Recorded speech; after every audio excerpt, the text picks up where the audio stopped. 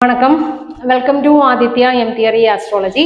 அப்போ இன்னைக்கு நான் மகரம் ராசியோட ஸ்பெஷாலிட்டி சொல்ல போறேன். மகரம் ராசியை பற்றி சொல்லும்போது നമ്മുടെ കാലചക്രത്തിന്റെ 10ാമത്തെ രാശി தான் മകരം. ஓகேங்களா?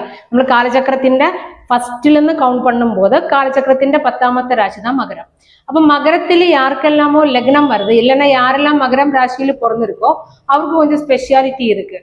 இப்போ நம்மளுக்கு தெரியும், നമ്മൾ எப்பவுமே ராசி இதுதான் நம்மளோட ராசி சக்கரம். அப்ப இப்படிதான் நம்மளோட ராசியை டினோட் பண்ணுவாங்க. இது டினோட் பண்ண டைம்ல இது ஃபர்ஸ்ட் 2 3 4 5 6 7 8 9 10. அப்ப இதுதான் நம்மளோட மகரம் லக்னம். சரிங்களா? കാലചക്രത്തിന്റെ 10ാമത്തെ കള്ളിയില് தான் മകരം വരുന്നത്. ഈ മകരത്തിന്റെ സ്പെഷ്യാലിറ്റി എന്ന് കേട്ടാല് ഇതിന്റെ അധിപതി വന്നിട്ട് ശനിതാണ്. അപ്പൊ ഈ മകരം ലഗ്നം ഈ ലഗ്നം ഫുള്ളா കൺട്രോൾ பண்ண ഈ രാശി ഫുള്ളா കൺട്രോൾ பண்ணது ശനിதான். அப்ப அதனால ഈ மகரம் ராசியில பிறந்தவർക്ക് எல்லாமே காமனா ரொம்ப சோம்பேறியா இருப்பாங்க. சரிங்களா? ரொம்ப ஒரு சோம்பேறி, எல்லாத்துலயுமே ஒரு டயர்ட்னஸ், இல்லைன்னா யாராவது புஷ் பண்ணோம் அது செய் இது செய், இல்லைன்னா அவரு கிடைக்கிற டைம் ஃபுல்லா தூங்கிட்டே இருப்பாங்க.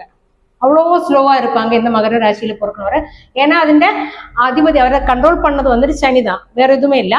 ஆனா இவரு ஏதாவது ஒரு வேலைக்கு இறங்கின்னு வச்சுக்கோங்க, நல்ல ஹார்ட் ஒர்க் செய்தன்னு வச்சுக்கோங்க, 2.5 வருஷத்துக்கு அப்புறம் இவருக்கு அதுல நல்ல பெனிஃபிட் கிடைக்கும். 2.5 வருஷம் கொஞ்சம் ஸ்லோவில தான் போகும். எந்த வேலை ஸ்டார்ட் பண்ணியாலும் 2.5 வருஷம் ஒரு 3 வருஷம் ரொம்ப ஸ்லோவில தான் போகும். அதுக்கப்புறம் வந்துட்டு இவருக்கு வந்துட்டு நல்ல பெஸ்ட் டைம் ஆയിരിക്കും. சனியோட ஒரு ஸ்பெஷாலிட்டி என்னன்னு கேட்டாலே, சனி ஃபர்ஸ்ட் கொடுக்கறதுக்கு கொஞ்சம் ஸ்லோவா கொடுப்பாங்க. ஆனா கொடுத்ததுக்கு அப்புறம் சனி வந்துட்டு ஸ்டாப் பண்ண மாட்டேன், எல்லாமே கொடுத்துட்டே இருப்பாங்க.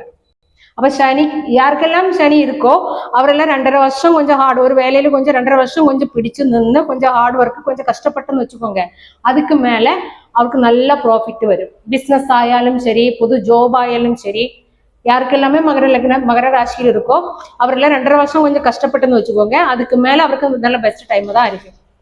இதுதான் ஒரு மகர ராசியோட மெயின் ஸ்பெஷாலிட்டி. ஓகேங்களா? പിന്നെ ഇതിന്റെ അനിമൽ ഈ ഓരോ രാശിക്ക് ഓരോരോ കള്ളിക്ക് ഒരു അനിമൽ இருக்காங்க. അപ്പൊ ഇതിന്റെ അനിമൽ എന്ന് பார்த்தாല് നമ്മള് ക്രൊക്കഡൈൽ தான். முதலோட ஸ்பெஷாலிட்டி என்னது, அமைதியா இருப்பாங்க, ஒரு ஆப்பர்ச்சுனிட்டி கிடைக்கும் போது பிடிச்சிடும். அப்ப இந்த ராசியில பிறக்கிறவர் எல்லாமே ரொம்ப காமன் போயிட்டா இருப்பாங்க. அவரை நம்மள ரொம்ப டிஸ்டர்ப் பண்ணி ரொம்ப தொந்தரவு பண்ணிட்டு இருந்தோம்னு வச்சுக்கோங்க, அவர் நம்மளை விடவே மாட்டேன், ரொம்ப இதா பண்ணுவாங்க. ஓகேங்களா? அப்ப அதுதான் ஒரு மகர லக்னத்தின் மகர ராசியோட ஸ்பெஷாலிட்டி. அப்ப நம்மள அவரை டிஸ்டர்ப் பண்ண போகக்கூடாது. ஓகே, ஒரு முதல்ல எப்படி இருக்கும், முதல்ல எல்லாமே நமக்கு ஒரு முதல்ல ஒரு ரிவர் பக்கத்துல முதல்ல இருக்கணும்னு வச்சுக்கோங்க, ஒரு 1 day 2 day இல்லைன்னா 24 hours 40 hours போனா முதல்ல அப்படியே இருப்பாங்க. நம்மள என்ன நினைக்கும், ஐயோ சத்து கிடக்குதுன்னு நினைக்கும். ஆனா அதுல நம்மள தொந்தரவு பண்ண போயிருந்து வச்சுக்கோங்க, அப்படியே கேட்ச் பண்ணிடும்.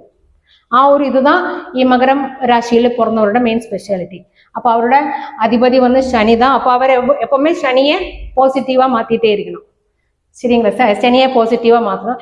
சனியை பாசிட்டிவா மாத்தணும்னா நம்மள வயசான பீப்புள்னா ஹெல்ப் பண்ணலாம், 60 வயசுக்கு மேலே இருக்கிற பீப்புள்னா ஹெல்ப் பண்ணலாம். அவருக்கு பிளாக் கலர் ட்ரெஸ் வாங்கி கொடுக்கலாம், வயசானவருக்கு பிளாக் கலர் ட்ரெஸ் வாங்கி கொடுக்கலாம், அவருக்கு ஏதாவது சப்பல் வாங்கி கொடுக்கலாம். அந்த மாதிரி எல்லாம் நம்ம சேர்ந்து வச்சோம், சனி வந்து பாசிட்டிவ் ஆயிடும், சனியும் பாசிட்டிவ் ஆயிடும், அவரோட லக்னமும் ராசி எல்லாமே பாசிட்டிவ் ஆயிடும், அவரோட லைஃபும் பாசிட்டிவ் ஆயிடும். ஓகேங்களா? ஓகே, அப்போ அடுத்த ஒரு வீடியோல பார்க்கலாம். தேங்க்யூ.